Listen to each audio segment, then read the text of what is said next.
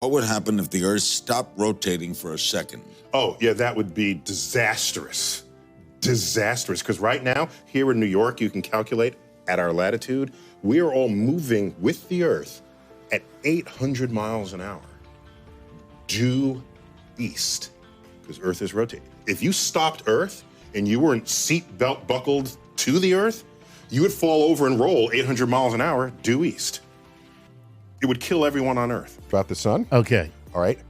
If we're about 8,000 miles across, Right. if you look up the diameter of the sun, it'll give you something like 864,000 miles, something like that. Jesus. Okay? All right. So now, let's round that down just so the numbers come out fun. Call it 800,000 miles across. 100 times.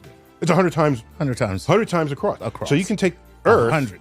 and position it 100 times back to back, belly to belly, and you'll span the width of the sun. Wow. Okay, 100 times. Now, by the way, that's about the size of sunspots. So the sun has blemishes larger than Earth. the Earth. Just so you know. Jeez. All right. So now, if it's 100 times across, that means it's also 100 times deep. Deep. Yeah. It would be 100 times top to bottom. So how many Earths could fit Can you into just a hollow pour sun? into the Pour sun. into the sun. 100 times 100 is 10,000. Right. And 100 times 10,000 million. So if the sun were hollow, you could you pour a million Earths into it Wow. and still have room left over.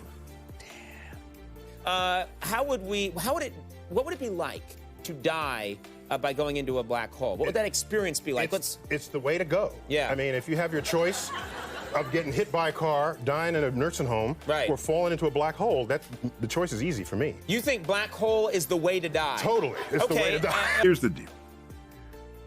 Earth has seasoned. January, I say Earth is now closest to the sun. Right. Out of its entire orbit. Okay? Because we have this oval orbit around the sun. Right. And sometimes we're close and sometimes we're far. Oh, ellipse is the proper word. Okay. And in January, we're closest. When we are closer to the sun, it's by a couple of million miles. Okay. Now, it sounds like a lot. Yeah, but it's not that much. It's not that much. It's not that much. Relative to our average distance. Average distance is like 93 million miles. If this is the sun, okay?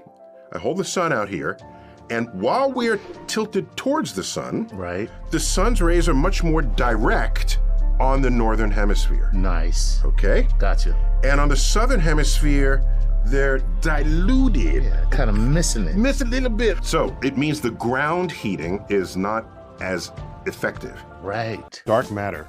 I get asked what it is, and my best answer is we haven't a clue.